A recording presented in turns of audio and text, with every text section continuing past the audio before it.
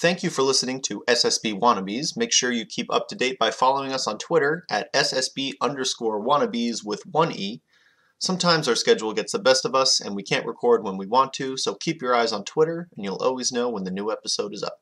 Anyway, enjoy the show.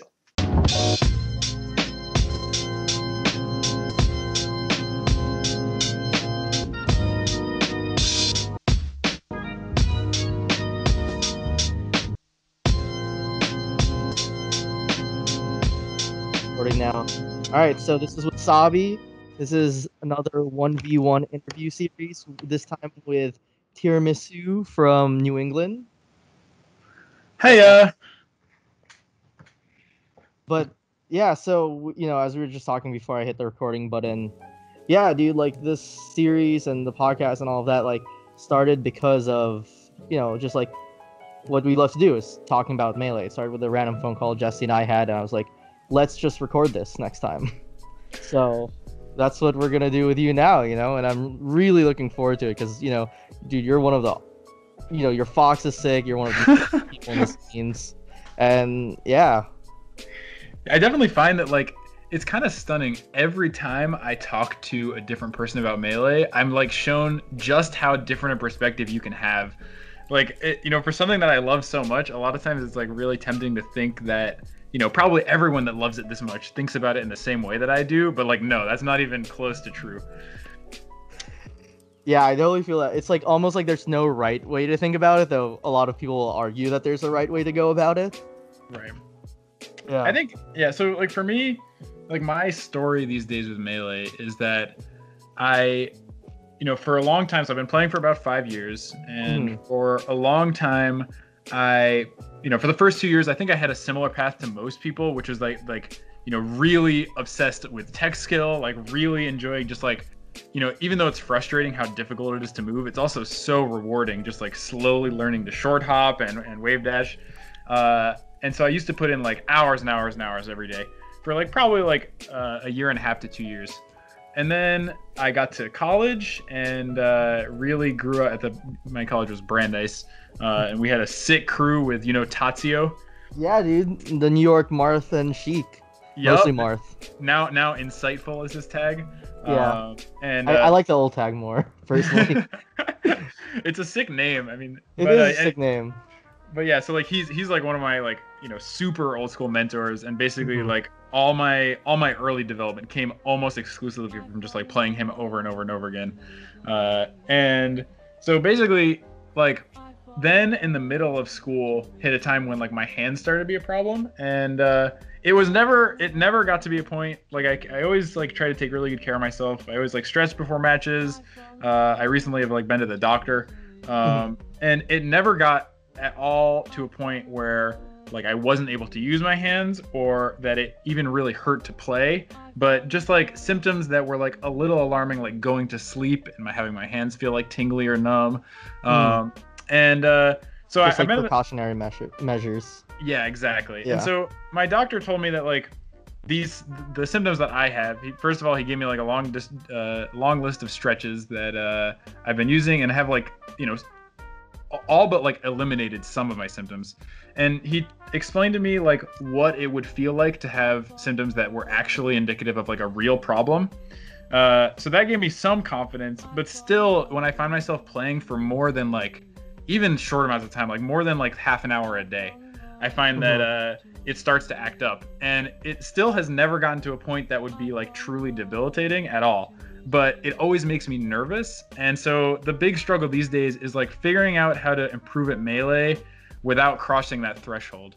Because I don't want it to be something where every time I play, I don't want it to be something where while I'm grinding, I'm also making myself more nervous, because that takes away from the fun. And I think that's why like I talk to people, and basically my core strategy getting to better at Melee has involved a huge amount of VOD analysis. I prefer that to playing friendlies by like a lot. And I think so, yeah. So that's like basically my take on Melee, and that's like where a lot of my core improvement came from, like roughly 2 years ago when this started happening.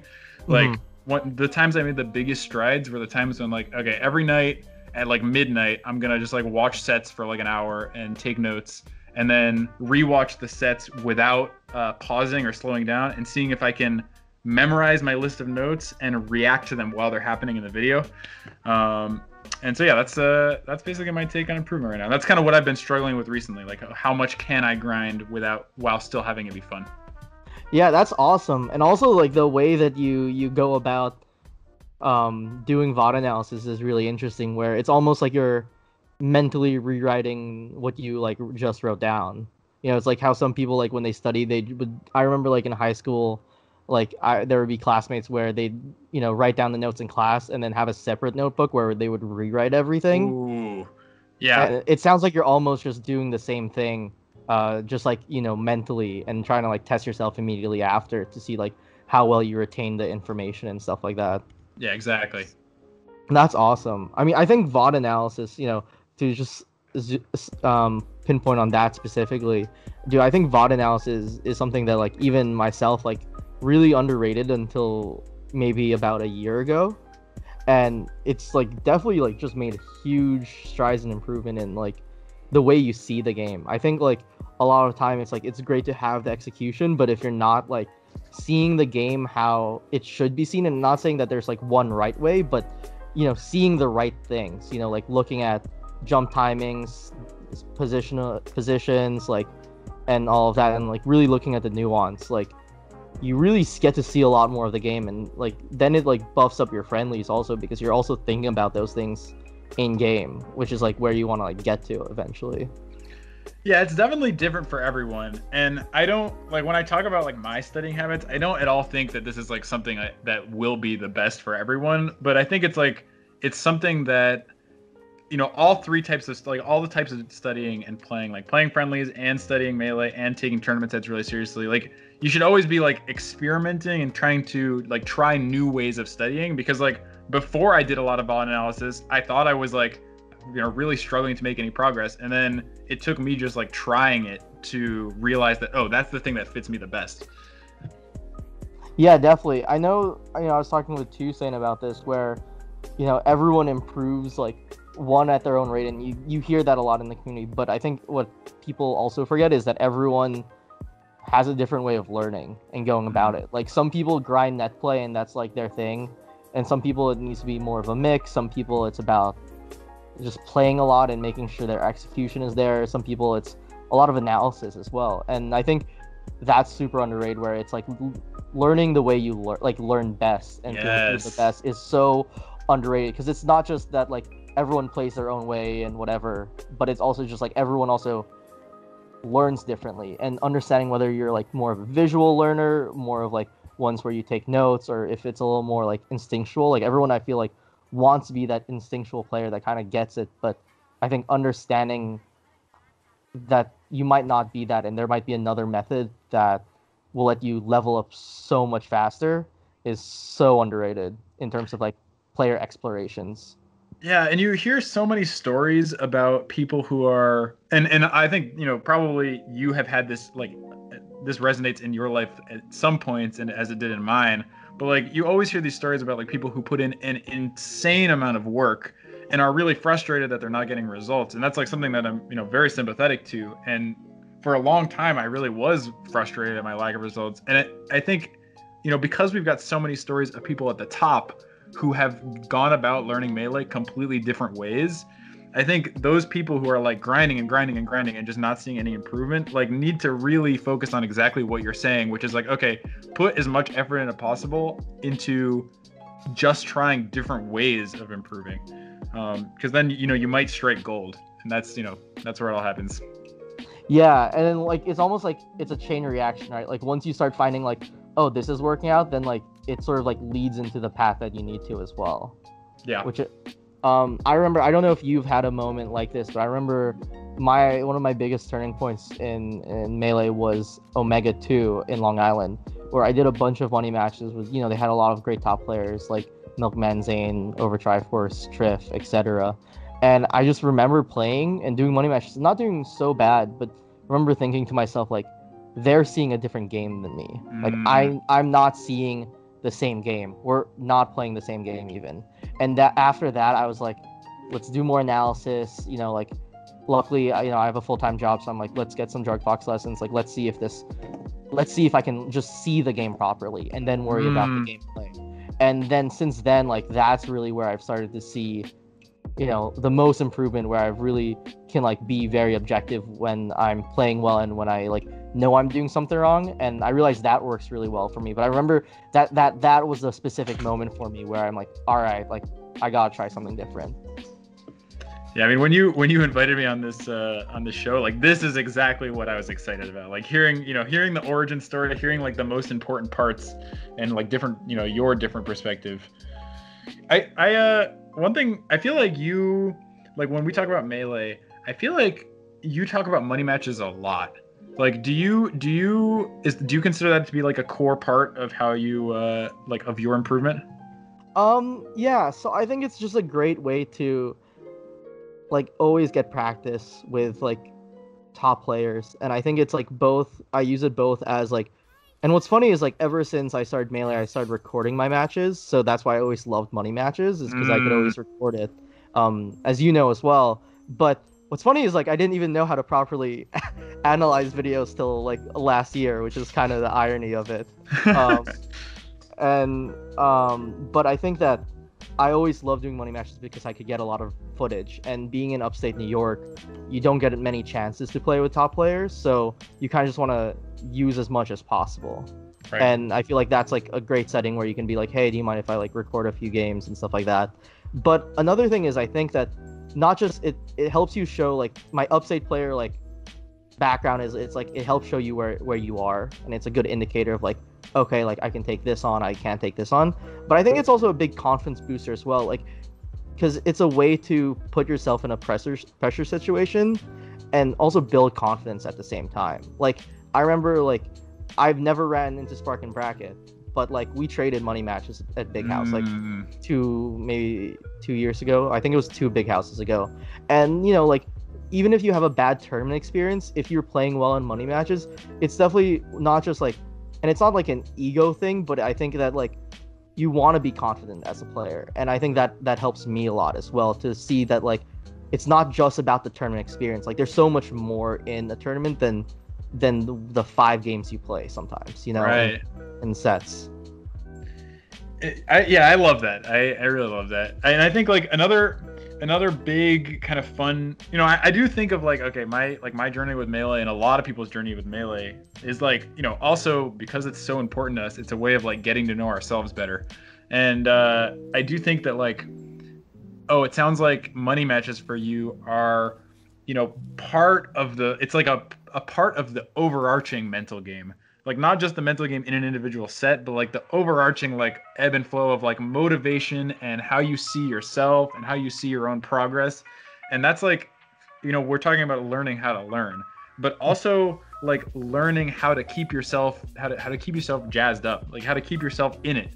And it sounds like money matches are like a big part of that for you. Yeah, definitely. It's definitely like a big part of like, because I feel like it would be a waste. Like you travel to like different majors, you travel across the country, and being sad about it. Like you're allowed to be sad. I think I'm a big proponent of like letting the feelings of whatever you're having right now like go to the surface, so that you can like just be aware of it, let it go, or accept it actually more so. But yeah, for me a lot of the time it's like, the tournament isn't over when I get knocked out. It's when I can't play anymore. And so that's why I love putting myself in those like money match situations. And you're right, it definitely gets me like jazzed up and stuff like that. And I'm definitely curious to hear your side, like on like what keeps you jazzed up when you play Melee. Yeah, I think yeah, that's good. I think like I definitely approach Melee as like I realized probably in the past couple of years that for me Melee is like a strict like memorization game. Interesting. And so, obviously there's going to be like a huge physical and like reactive component to it, but at its core for me it's all about memorization. And like, so when I'm studying, I like am coming up with lists of things, like lists of moments where I not only have like a set of options, but also like a point of reaction. And that point of reaction, like the thing I'm looking for to react to, is only useful if I can like remember it. And so I think like for a while before I started doing so much VOD analysis in those first 2 years, I was like so like the kind of frustration I had was that not only was I not making a lot of progress, which is always going to be frustrating, but the thing that frustrated me specifically was that I couldn't point to anything that was like, I couldn't point to any kind of concrete improvement. Like, I knew I'm practicing a lot, I'm playing, I must be getting better, but it helps me a lot, and I think probably helps most people, to be able to point to some extra concrete knowledge or skill that you've gained. And after you've got all the tech skill, which is like a very obvious example of this, like, oh, I can drill shine now when I couldn't before. After you've got all that, you got to find new things to look for. And so for me, like, being able to literally say, okay, I have this list of moments in my head that I didn't have yesterday, is like, oh, it doesn't matter what my results are. I'm making progress because I have that extra set of things in my head. And so building like that keeps me kind of going, is like, okay, I just know, even if I'm in a big tournament slump, if I can point to more concrete things that I have in my head than I did the day before, like, that's a big win. And that's something that doesn't usually fluctuate because you either know something or you don't. And so that makes it a lot easier to kind of keep the momentum going with me. Yeah.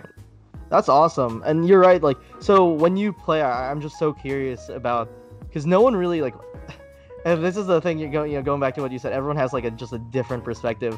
I haven't heard anyone call it a memorization game yet. And so I'm like smiling cheek to cheek about it because it's so cool. And you're right about it. And like, I love reaction points too. Like, definitely like some of the hardest, like, I'm learning right now is like trying to like just react at the top of my full hop jump. Like, that's so hard. Right? Like, just to like make like one specific thing. But what I wanted to ask was, when you're playing the game, like, are you actively thinking this, or when you're in the game, it's more of like, I have what I have, and like subconsciously trying to be aware of it? Because like, for me, like, the question's coming from, because like on my side is like, I definitely approach it the same way now, where I'm trying to add reaction points to my game and like have these concrete things where it's like, if I miss it, I know why I missed it. But in the game, I find that I tend to play better when I just let myself, like, when I know that the reactions are subconscious, like, where I don't need to actually think about it. Like, I remember playing Panos one time recently on Monday, and it was a really tight set, honestly, and it was like, I was just looking, it was on FD, I was looking just for like that full short hop jump in, right? And like, I knew that I had the reaction of like a pivot up smash on deck, but I didn't try to think about it too much, because I would like sort of psych myself out about it. So I'm curious to see like how your view of it as like how you do it as a player. Yeah, it's like really hard. I think, like, I used to think that, oh, the top players must be completely conscious. Like, when I was first starting the game, I thought like, oh, I'm barely conscious in my game. Like, the top players must be like, perfectly conscious of everything going on that they're doing.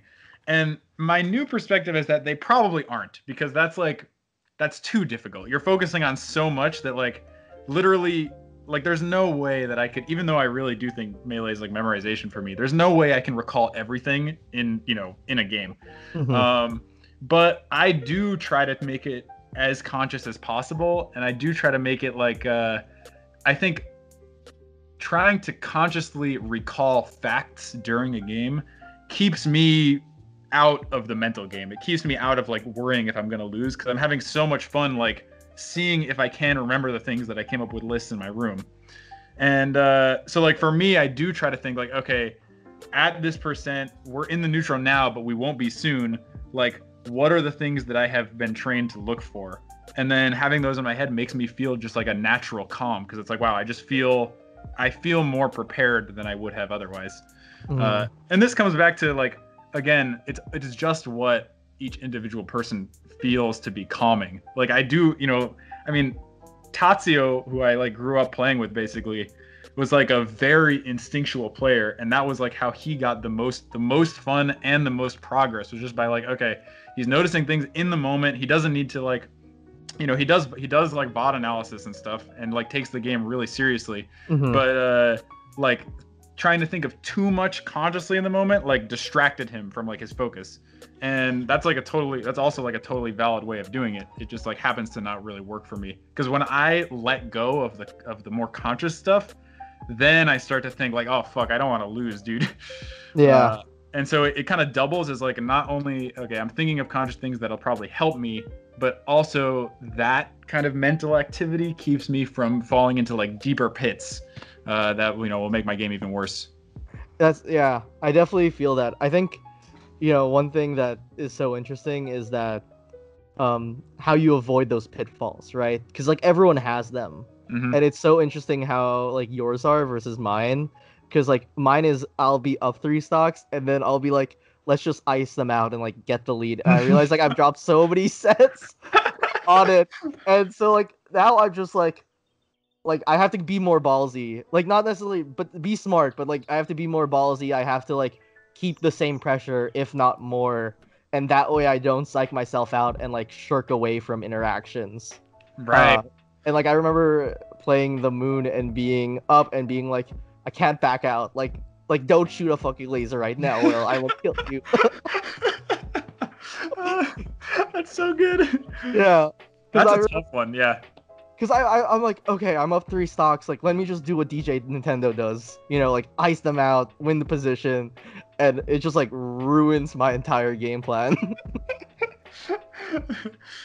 One of the, so when I didn't have this kind of like, you know, life strategy of like, okay, I'm gonna go into every melee set with like, you know, this way of thinking to avoid like getting in my own head. When I was first learning to deal with the mental game, one of my other people who were like really helping me on the come up told me this really interesting mental strategy, which has helped me like since then, basically, which is that if you catch yourself, this is not really applicable to your situation of having the lead, but if you're down by a lot, and you catch yourself, because obviously the goal is to be thinking just about thinking about completely focused on what you're doing rather than thinking too much about the loss. But if you are down by a lot and you think about, if you just make up the difference, like if you can just pull it back to even, then you'll have an advantage because the other person will have just lost a lead.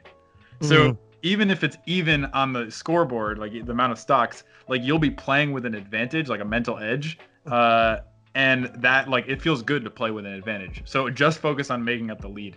And I really like hearing other people's little tricks like that, like what they do to keep themselves focused. Yeah, I definitely, that's so cool. And that's so true. And it's really funny that everyone has a different one. I know like Nico, one thing he got, I think from talking with Hugs was like that, like at when you're on the Angel platform, you just look at their percent and just think about what percent they're at. And it reminds you on like what options you have to do at that percent, right? Like if you're playing, we're one of the rare foxes that actually like Fox Marth, right? Yeah. And so, if you see a Marth at like, 0% or something like that, you're not like, it's just like a good reminder, or 10%. It's a good reminder to like not go for like a nair that they can like crouch cancel grab you for, right? Like, and I find that like that's a really quick, simple thing that's really interesting as well. I'm gonna steal that. That's awesome. Yeah, that let me know if that works. Like, it seems like it's similar to your alley, so let me know your successes with that. I think also one thing that's super underrated is almost so my little sister does ice skating, and so it's almost like when she in ice skating, when you go for jumps, it might not be perfect, but you can like, and you might not necessarily stick the landing, but you want to follow through, right? Still.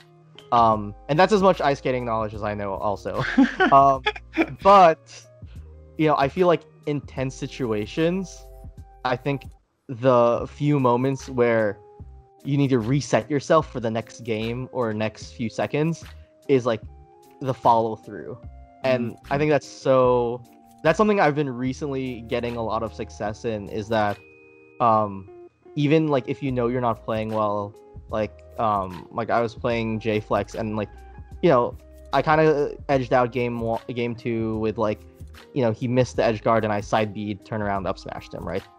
And I remember just thinking the same thing as I did, where it's like, okay, like we're going into game 3, like don't be timid, like be like set the pace, be the aggressor, do what you can do. You're Fox. And like, but I feel like that follow through, like everyone has their own follow through, and I feel like that's super underrated as well. Figuring out that transition and like navigating that, I do think is like a thing that all players have to eventually learn how to do, because it'll mess you up. Like if you don't have a strategy, like whatever your strategy is, if you don't have a strategy for that, like those are the moments when you might just like accidentally lose yourself in the middle of the games, and that's, you hate to lose sets to things that are not in the game. Like that's the worst thing possible. But yeah. Yeah.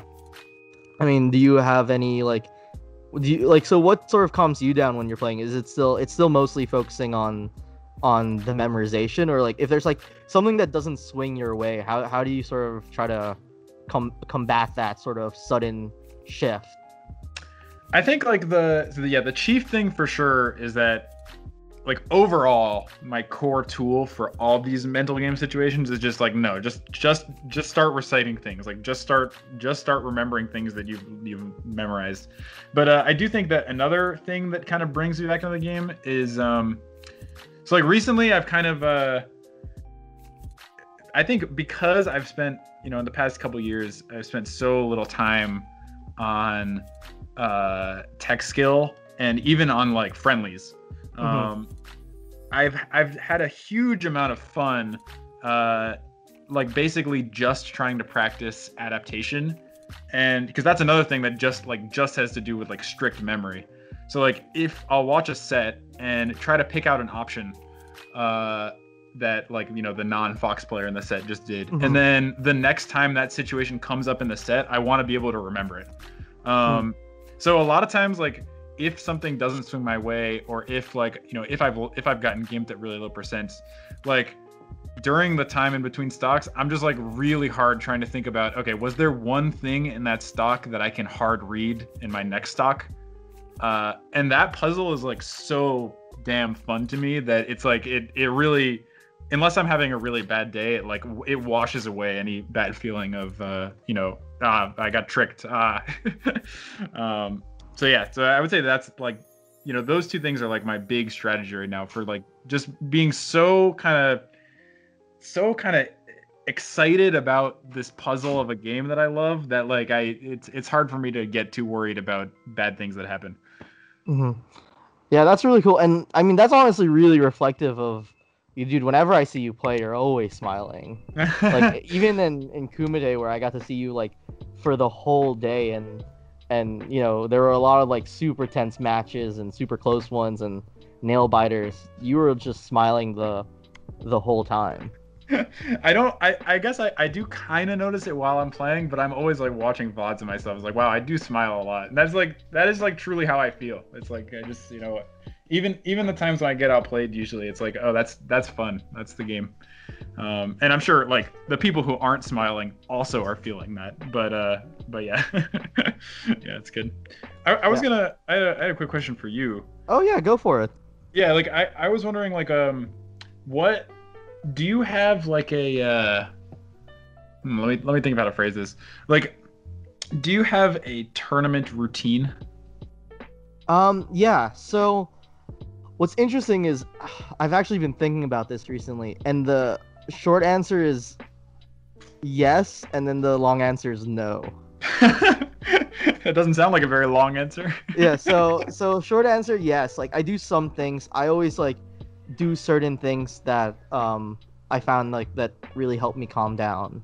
So like normally as I'm like prepping for a tournament, I'll sort of like go off on myself, really just try to find my own space, practice. I listen to a few similar tracks at the same time.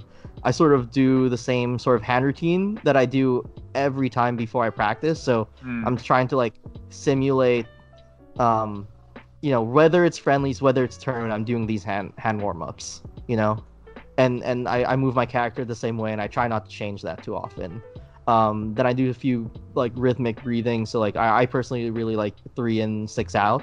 And I do that one because I tend to get really tense right before my matches, so I'm already trying to combat my own mentality like before I start playing, which is something that I noticed, like, you know, as I something that I've just noticed in myself.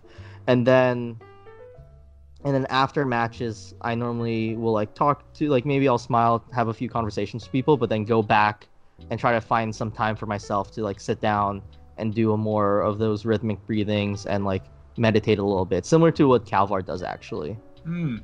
The long answer, the reason why it's no, is because I realize that I have set routines for specific amounts of times between sets, but I don't have a solid routine if, say, I'm waiting on stream for like 45 minutes or I'm waiting till the next day to play my games.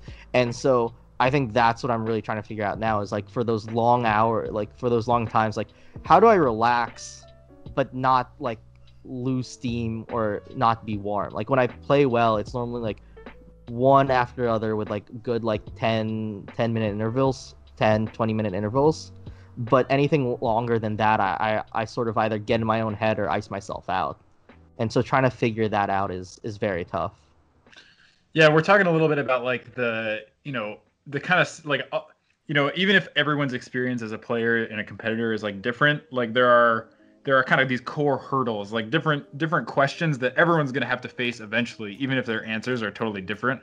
And I think that's another one that I also don't have an answer to, is like I also have things that I do like at locals pretty consistently, but at nationals, like I've still been to a fairly small amount of nationals. Like when I'm waiting that long for a set, I have no idea what to do, and we're gonna have to figure out what works for us at some point.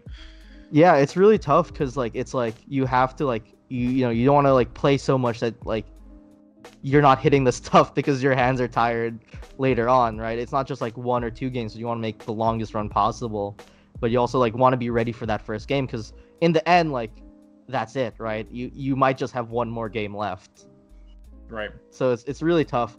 For me, I also found out that like taking quick naps really helps for me, because then I'm like not thinking at all, and right. and I think sometimes like I don't know if you found this out, but sometimes like just like the way you play the game like in the most casual setting works the best, like in terms of calming yourself down. So like a lot of the time, like when I have like fests and stuff like that, we'd play, maybe I'll like sometimes I'd take a nap before someone comes over, and then we play a very serious friendly session. So taking naps is very familiar and comforting for me, because I can wake up, spend 15 minutes warming up and be ready to go. So I think it's how you relax is something that top players are incredible at. I'm gonna have to do like some pretty serious kind of self-investigation about exactly like that question of like, okay, how to relax, because I think that is you're right. Like that's something that I don't know about, and I kind of should figure out. Yeah, I mean, I still don't know as well. Like especially as like, especially as you get like farther and farther in bracket, like it's like how do you relax when you're playing like someone like Rishi next, Yeah.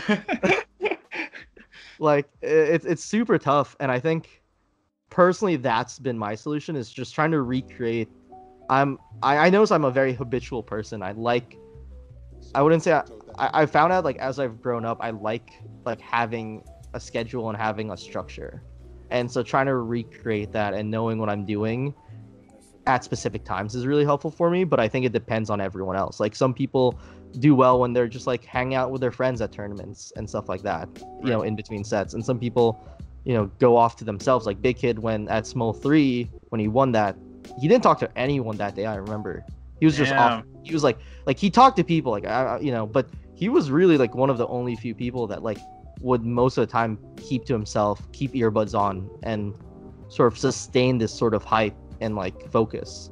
And I know that personally doesn't work for me, and because I sort of just psych myself out.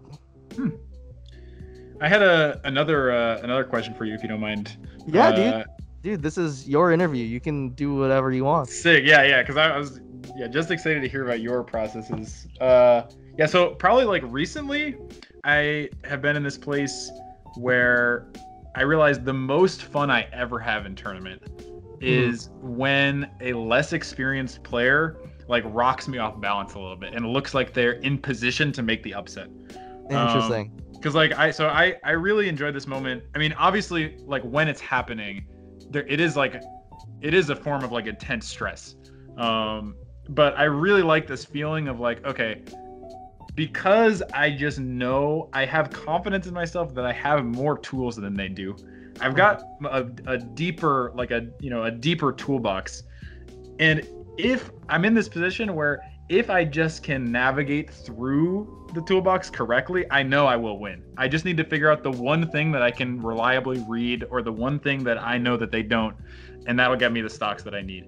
And so like, because I think playing against top players obviously also really fun.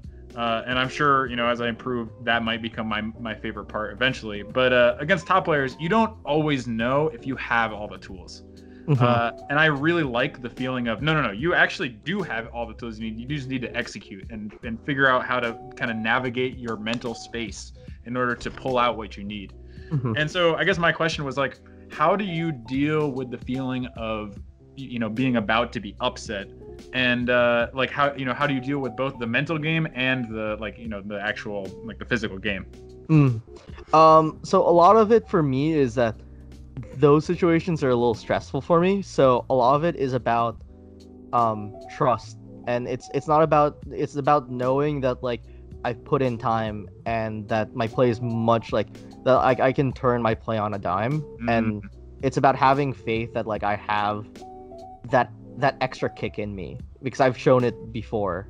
And the way I physically try to bring that out is by slowing down my mind. So I don't play best when I have emotions in myself. Like I laugh and I'll be smiling, but I when I like peak wasabi, peak will is it's I just see things, it processes in my brain and it goes immediately out. Like it retains it, but like on a very subconscious basis. Like it's almost like in one ear out the other sort of thing. Like you nared me, great, you nared me. Like what's the next interaction? Like let me play that already.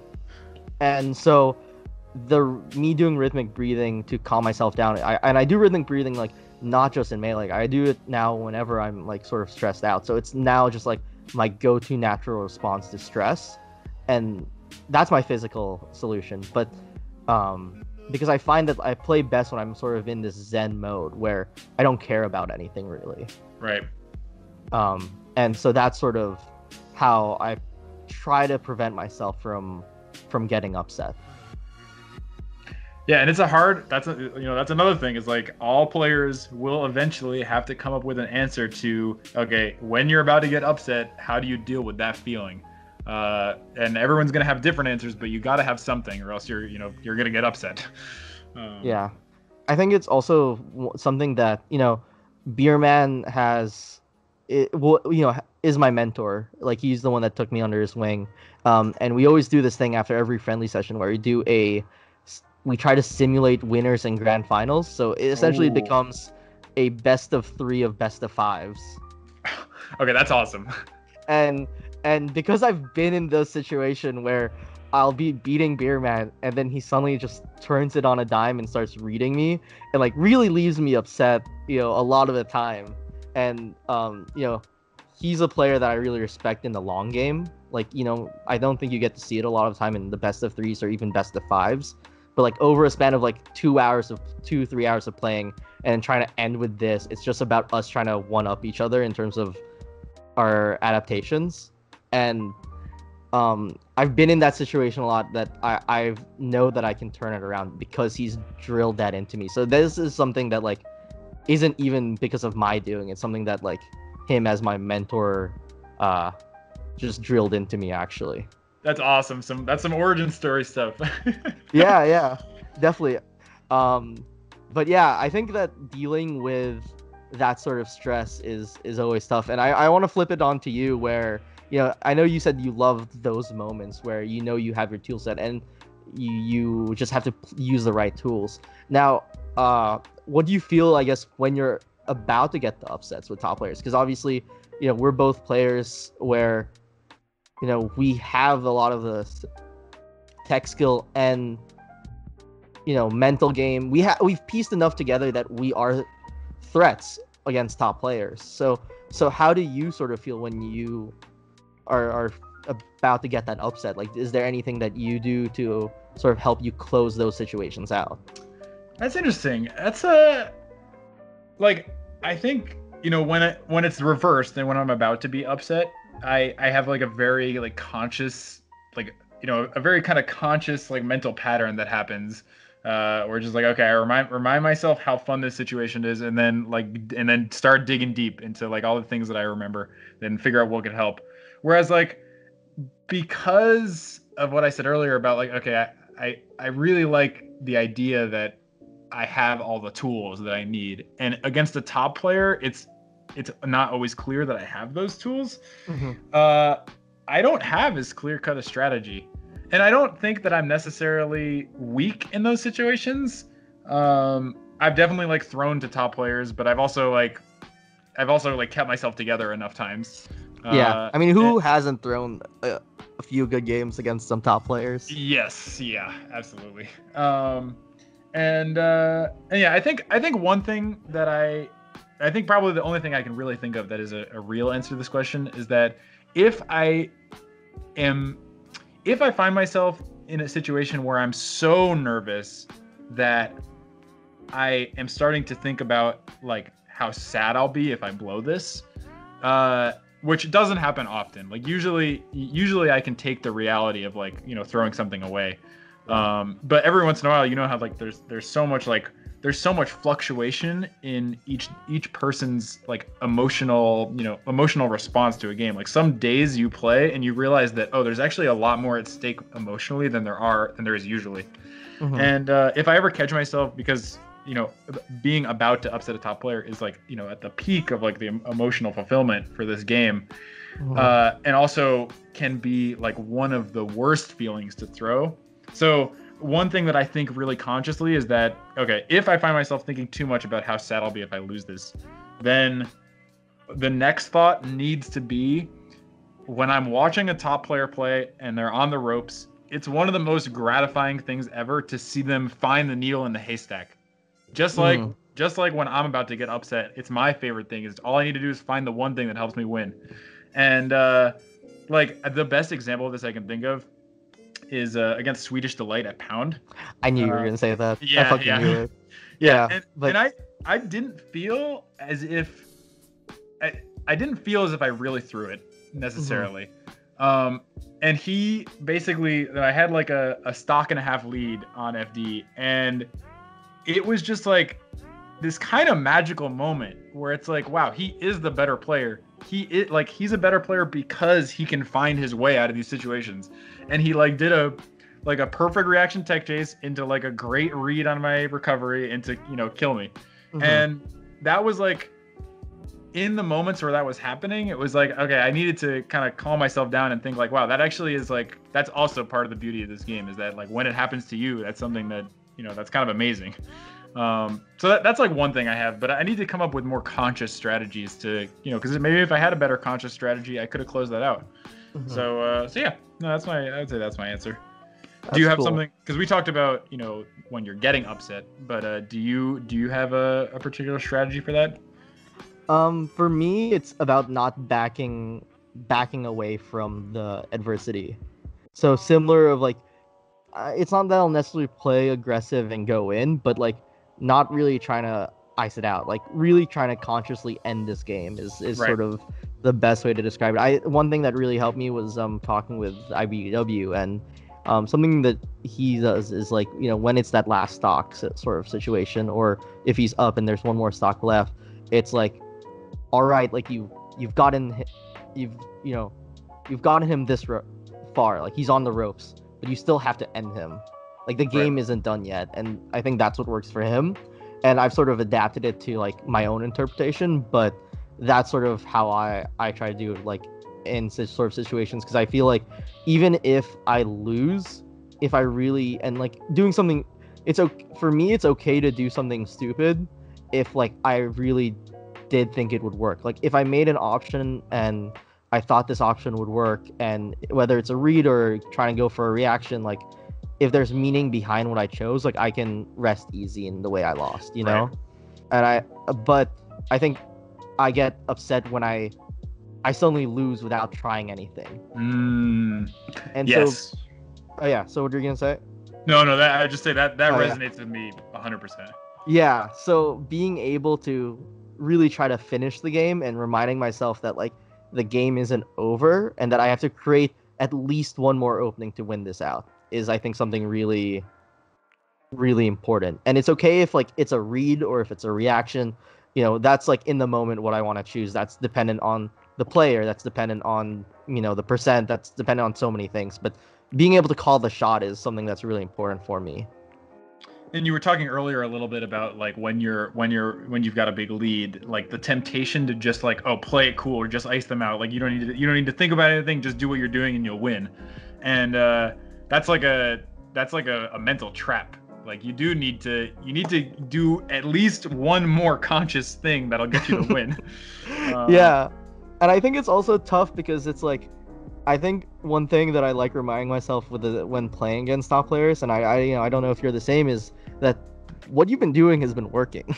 Right, like, right. It's not like these invincible beings. Like sometimes there are. Like when Swedish, SD'd against Mango and Mango like had that crazy comeback, right? Like that is something of gods, and there's a reason he's one of the top players. But for most top players, they're not like that. Like they can't switch on a dime. So whatever you've been doing generally has been working. You got to just like think about it a little bit harder. And I think not ditching the game plan and like believing that like what you've been doing has been working is really important. Yeah. And it's like that's another thing where another way where competition like lets you get to know yourself better. It's like because there are so many things outside of Melee where you're gonna be faced with this like immense adversity, and you don't feel like you necessarily like are in a position to win or in a position to do well. And figuring out like what your own mental traps are and what things you're more susceptible to in those moments is like something that's really hard and really important. Mm-hmm. Yeah, I think it's about like not like Melee shows the best and worst parts of you. I always say that, and I think it's the coolest that it shows the worst parts of you, because it really brings to surface like whatever issues you have, not just in Melee but in general, and I think that like that's really big. So like sort of to shift it, like is there anything like, because you've what's the word for it, you've teased it a little bit in so far in the conversation, but like have you like, what takeaways have you taken from Melee that like you really are now aware of as a person, like as just another person in work situations, school situations, or life situations? Like what has Melee taught you like about yourself? Okay, this is like an amazing question, and you better be thinking of your answer. All right. But I've got like one. Like there are a lot of little things, like kind of things that we have teased and we have talked about a little bit. But there's like one big thing that we haven't talked about at all, which is that like I truly believe that.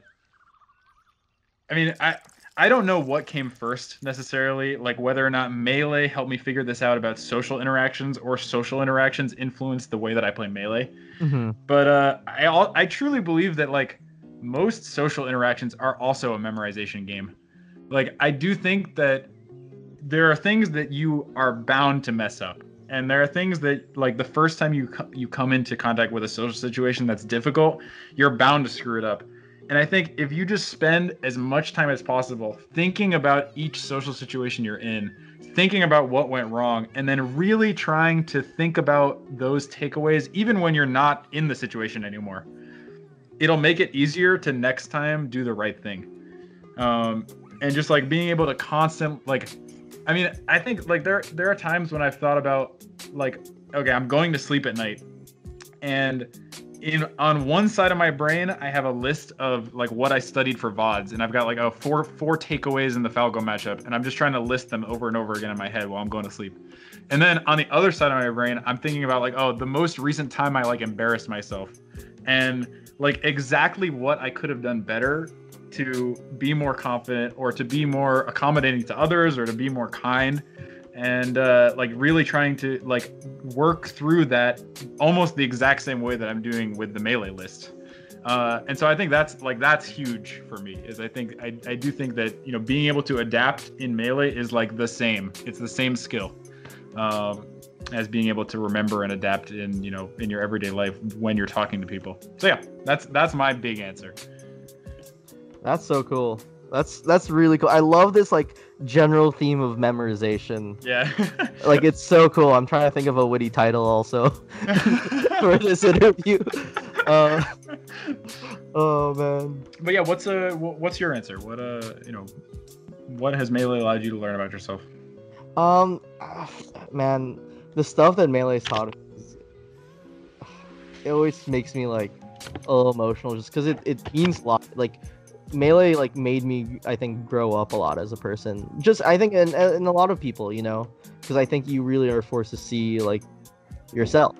And I think that a few like so the first big thing for me is this idea of like conflict and like adversity, and like a lot of it was shirking away from it. So, you know, trying to just like let things be and like hoping the time will kind of give you the answer, you know. And I think that a lot of the time now I've learned that like maybe sometimes that's like, and I think it's a funny balance because sometimes that is the right answer, but I think that knowing that sometimes you have to lean into it and actually like lean into it is something that Melee's taught me a lot, especially in those like tense situations, like not just letting like time sort of figure out who wins the game, but like really trying to figure out the answer and be really active in it, you know. So like even if like there's an argument or something like that, not just like shying it away and like agreeing for it. Like it's definitely Melee's definitely given me more confidence as a person to like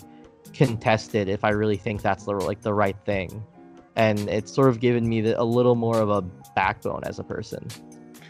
That's yeah. It's like I think that, you know, especially for people who are like, you know, like for considerate people, like for people who are just trying to navigate the world in a way that is like comfortable to others. It's like there are so many situations where you should be passive and you should make compromises and you should be like deferent. But adopting that as like an overall strategy to life will make you miss out on like so many things. Mm-hmm. And there are some things where you really can unabashedly like pursue what you want. And you can and in Melee you can pursue victory at the hands of someone else's like defeat.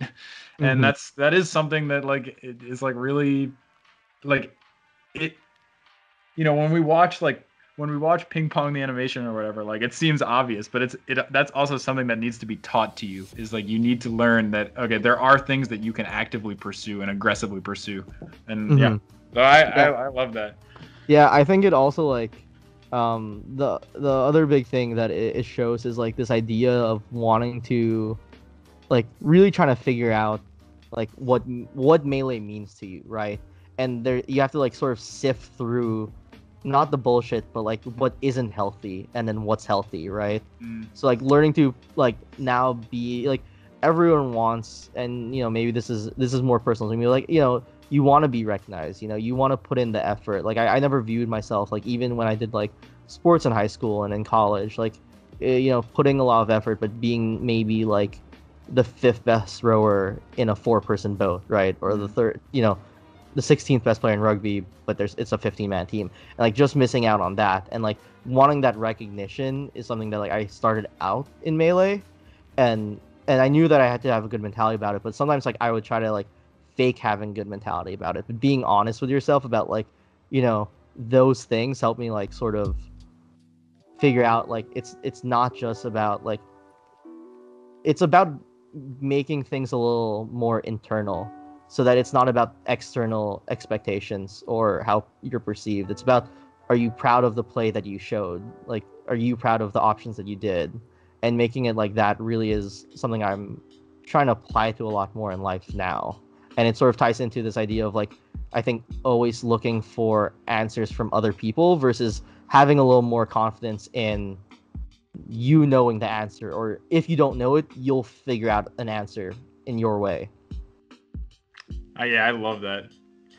It's a I think this idea, like, you gave me almost like shivers for a second when you're talking about like how, having a relationship with Melee is also about figuring out how to be honest with yourself, because you can, like, there are a lot of problems that you can just pretend don't exist.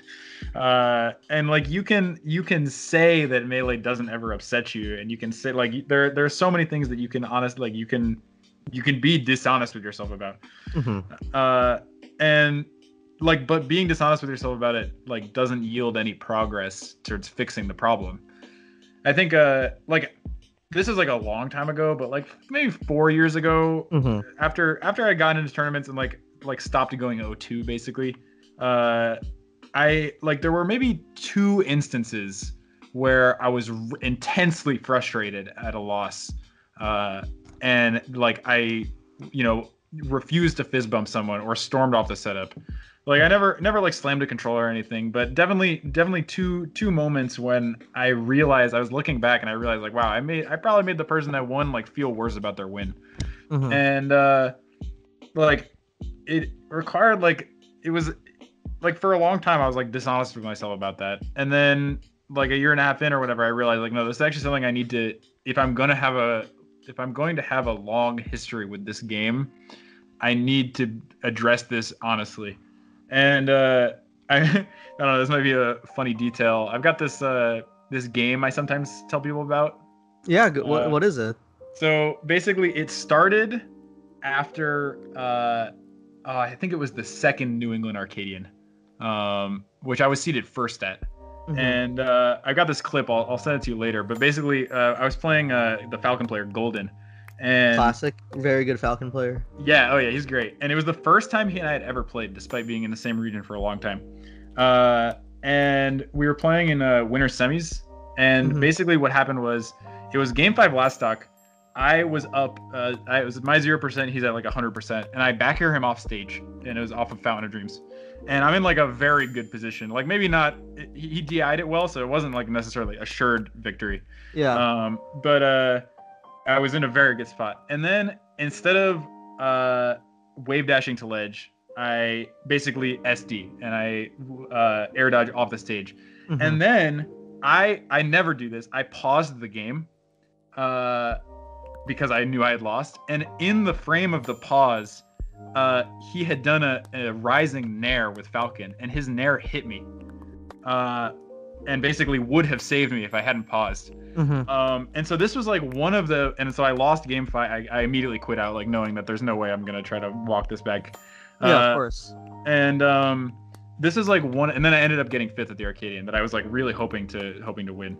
And this is like one of the most like mentally devastating moments I've ever had in Melee. And so I came up with this game, which is, sorry, this is a long build up. No, I am, dude, I am tuned in, dude. I am captivated. You're a great audience. But anyway, so this game is, if I have a match that I lose that I am now very frustrated about, and I'm out of the tournament, and if I notice that I'm more upset than would be reasonable or would be normal for me, I have a stopwatch on my phone, and I set the stopwatch, and the goal is now that I'm done playing Melee, the second game where I just need to stop the stopwatch when I feel normal again. And the goal is to make it as low a time as possible. That is a really cool game. And so it's kind of goofy, and it's like kind of dumb, but it's also like just having a name to it of like, okay, there's actually like a label for this section of like grief that I'm in. It's like, okay, now it's actually like a conscious thing that I need to be working at, rather than just kind of like passively wading through. And like, just doing this over and over again at tournaments, like, eventually got us that, okay, after a loss, I like just actually don't feel bad anymore. And it like really, really helped me. And all because like those original moments where I realized, like, oh, sometimes if I am really upset, I can make other people feel bad about their wins. And I never want to do that. So yeah, so that was a little story time. No, that is so cool. I'm so happy you told me about that. That is such a cool story. Like, I never thought of using a stopwatch that way also. Yeah, just the inclusion of like the like simple tool like makes it feel more official. It makes it feel like, oh, it's actually, this is like a legit thing and a legit exercise, even if it's like really not that different from just like bearing with it on your own. And Yeah. Yeah, go ahead. Oh, I was just gonna say, yeah, and I think it's like so. I think one thing that we're both saying, but we're both like hinting at, is like Melee's made us like both very like self-aware as people and about our feelings, and not just our feelings, but other people's feelings as well. And like I'm always gonna say you're one of the nicest guys I know in the community. I would have said that about you. This is why you're so nice. But like I think being like self-aware and in tune with your emotions, even when it's not good emotions, is something that's so underrated as a not just as a Melee thing, but as like a life skill. Yeah. Everyone's on some level trying to be the best version of themselves, but yeah, it's like I do think that a lot of people who are like invested in competition, like that is a place where you are forced to reckon with these ideas of like self-love and self-consideration, and then like outward reflection. And yeah, it's like it's kind of an amazing thing when you have moments of breakthroughs in those areas that then extend to the rest of your life. Yeah, and it's almost like about remembering that letting yourself be angry or letting yourself feel the emotions and not like lying to yourself or trying to like shove it down or hide it somewhere is being kind to yourself in a weird way. Yeah, right? Yeah. And I said earlier, I misspoke earlier when I said like, oh, I don't get frustrated after a loss now. Like, I think you probably know based on other conversations, like that's not true. But I never, after this after this strategy and after like really kind of working on this over a long period of time, it's like, okay, I could never become frustrated enough to make someone else uncomfortable after a loss. But I do think that like being frustrated after a loss is like in some ways still like a fun part of the game. It's still like a mental puzzle, and it's still, as long as you're not bothering anybody else, it's still like part of this whole kind of meaningful experience.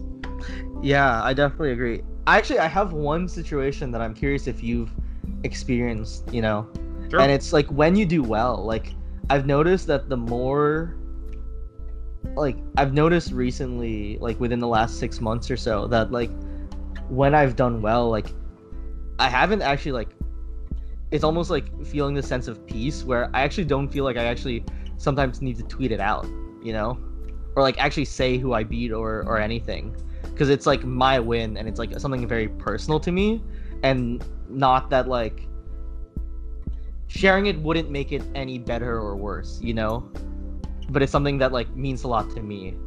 And I don't know if you've had like any similar feelings. I just remember it being a very powerful moment when it first happened, where I did really well at this New Jersey local. I think I got second. I lost the hacks, and I lost early to the Asian one, the Falco. And then I beat Wally. I think I beat Wally, Tempo, Guava, the Asian one, and Itai. Damn. And that's tweet-worthy. I'm gonna say that's tweet-worthy. Yeah, yeah. And I remember sitting in the car and like trying to draft what to say, and then just closing the app and being like, you know what? Like, I don't need anyone to know. Yeah. And, like, I remember that moment, and like I only shared it with like my girlfriend and JD because he's my podcast host. Of course, and yeah. That was it. And that's I do think, like, obviously that's a great story. Like that's like a real moment that is like just a cool moment to have.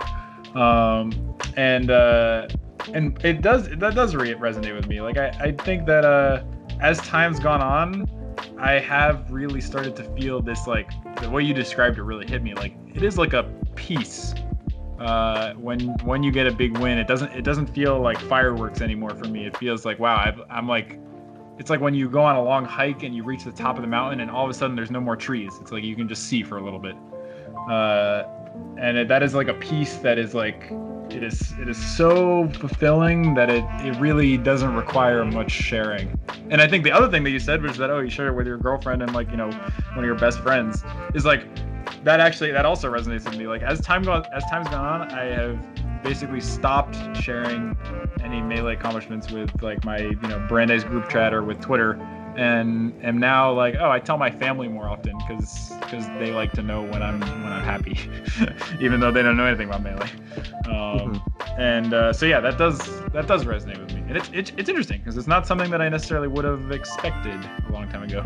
Yeah, right. Like I don't know if you have any similar stories, but I just remember that being a very powerful experience, and I feel like what I love is like that we're still so young in our Melee careers, like that, wherever it goes, however we balance it with other life stuff, that like there are going to be more cool moments later on, Like one of the craziest things, like when Axe won Summit and he just like sat there and cried, that was like one of the most powerful moments like in like sports history for me. Like not just like I'm a big soccer fanatic, but like that has to be like top 3 like any competition moment, It's so powerful. I told anyone that would listen about Axe winning Summit. Like literally doesn't matter. I was like grabbing people off the street and like telling them about how, oh my god, this guy who's been just below the top 5 for so long, like finally won the biggest, hardest tournament. And it really is like in previous Summit wins, like there's like, people party after the tournament ends. There's a big pop off. Yeah, and it's like no, like after this one, people like sat and people gave speeches after this one. Like, what a great! I'm tearing up just thinking about it, dude. I know. Oh my god. Yeah, and I just think it's so cool that like you can be 12 years in and like and you don't necessarily need to win Summit, but like you can have special moments like that, and you don't know what it will be, but there's like. It's gonna surprise you when it happens, right? Yeah, it's hard because like I think that there are people who like haven't quite figured out how they learn best, like we talked about earlier, or haven't quite figured out their most effective practice routine or things like that. And I think an Axe win in that way is like so gratifying to the people who have put in so much work but haven't quite figured out how to make it click yet. Because there's like so much hidden talent in Melee, and there are so many people. Like I see people at like every local I go to, like who I play in round 1, and I'm like stunned by some like interesting option they choose at the game. Like I could literally name like 50 players in New England who haven't really got results yet, but are making like actual meaningful progress, and just that progress hasn't quite translated yet to the prize money. Yeah. And like yeah, it's so important because the longer you have to wait, the harder it gets. But Axe had to wait longer than basically anybody, or as long as anyone has, and he did it, and so can these people, so can everybody, and so can we. Yeah. Have I ever told you the idea of cogs? Cogs. Tell me the cogs. I think that a lot of people forget that like when you're improving in Melee, you end up improving one thing at a time. Just that's how things work. That's how you learn. But what you're improving on doesn't necessarily always connect. And you have to keep on adding new skills and adding new cogs until like say 10 cogs all connect finally. Ooh. And then that's when you get a big jump, like because you can be like, and having that faith that like the next thing you're working on will connect everything is something that always gives me a little boost when I'm down. That's awesome, and I have already stolen that from you. Yeah, because it's like it really like I think that's another thing that when we're talking about what keeps us in it and what keeps us jazzed about Melee, like that's one reason. I think not as eloquently put as what you just said, but that's one reason that I like to just like look back at. Okay, even if I don't feel like I'm making any progress, like there was a long time, like Lint is a good example, where he has like the best record against me, like he has better record against me than any other player. Like just there were years where I would get double eliminated by him. And for long stretches of time, I'd be studying, like just pouring through notes and memorizing so many different things. And like literally it didn't feel any different in the game. But it was very helpful to me that I was able to like think about those individual cogs. Like I could point out the knowledge that I had gained, even if it didn't all come together yet. And even if it wasn't perfectly useful yet, I knew that I had one more fact or one more situation memorized than I did the day before. And like, I think that now I'm going to start telling people that it's cogs. That's basically what I'm saying. Yeah. Yeah, I just remember that's I don't know who gave me the idea or if I just came up with it, but I just remember like being, really introspective, and that was one thing that helped me get out of my head a little bit, because I think I have trouble trusting myself, and I think I've hinted towards that with like the stuff that I've like really been working on and improving, but like that's definitely something that came out of that process for sure. I think I'm gonna get ready for bed pretty soon, but I had one more big question for you, and if you had something you wanted to end on, that'd be good too. Yeah. No. What's your one last thing? Let's end it on that.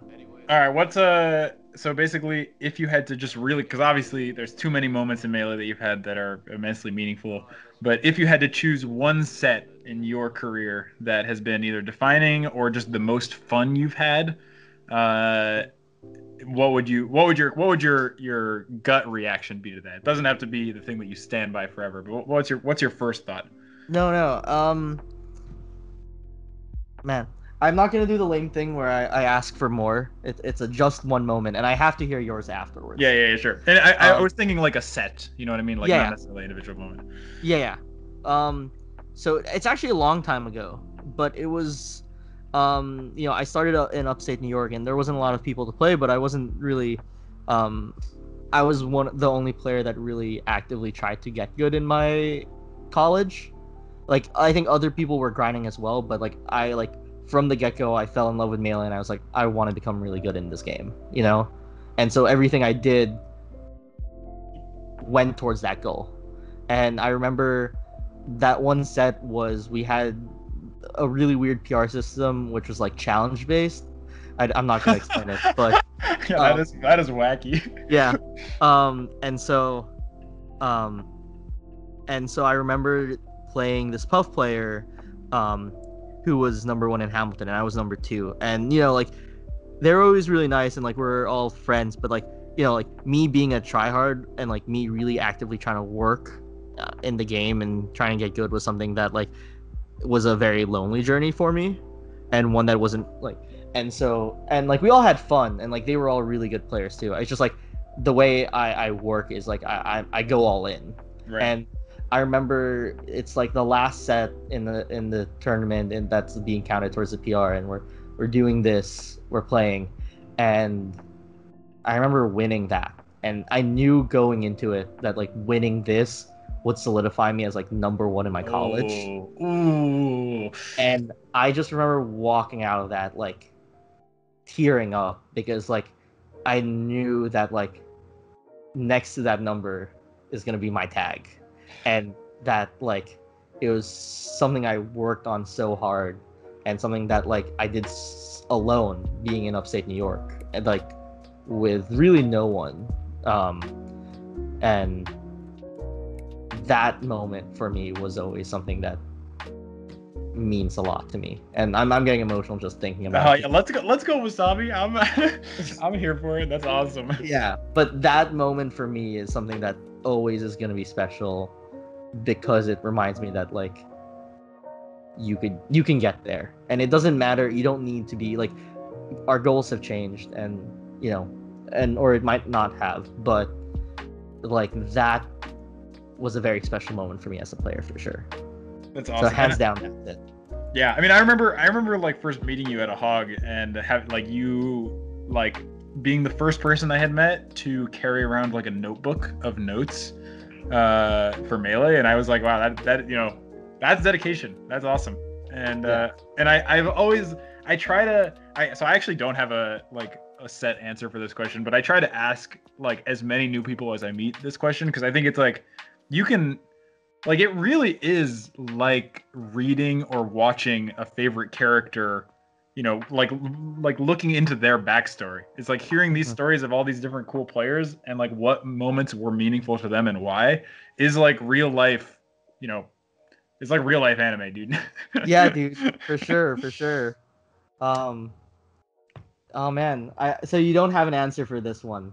So, I've got an answer, but I didn't think about it enough to come up with like my, just like I put you on the spot. But off the dome, off the top. Off the dome is definitely against Captain Smuckers at CT GamerCon, because it was 3-1 for Captain Smuckers. He beat me, but it was so. First of all, it was like he was of a tier of player that I had not gotten to play against in a while. Like I played against Slox and Lint pretty often, but they were so like okay, they're just like my hometown. Like they're supposed to beat me every time. Like they're not even. I don't even count them as like outside talent. Like they're like part of the family, so I didn't really consider those matches. It was the first time that it was the first time that I played against like a high ranked player that I felt like I had a grasp of what was going on, and it was one of the first times that a lot of this conscious knowledge really felt like it was at my fingertips, and that I could like see a situation go down and kind of know what mix-ups he must have access to that I just don't quite understand yet, rather than like losing neutral and being completely in the dark about what just happened.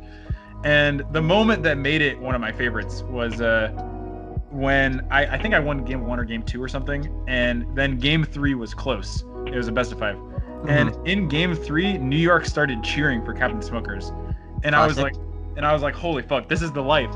Like being like having people feel the need to cheer for Captain Smuggers against little old me, like and that was like a big, I think when you're talking about how sometimes you really like you need to reckon with the fact that there are things in life that you don't need to make compromises for, and you can pursue unabashedly, and you can like work hard and really believe that you can be the best eventually. And in that moment, like it was like the people cheering were affirming me. Like they were really giving me like the respect that I didn't really understand at that point that I deserved. And then after that I started taking games with top players much more seriously. And that was like some of the most fun I've ever had playing Melee was that set, getting 3-1. Oh my god, dude, that is beautiful. That is actually so beautiful as a story.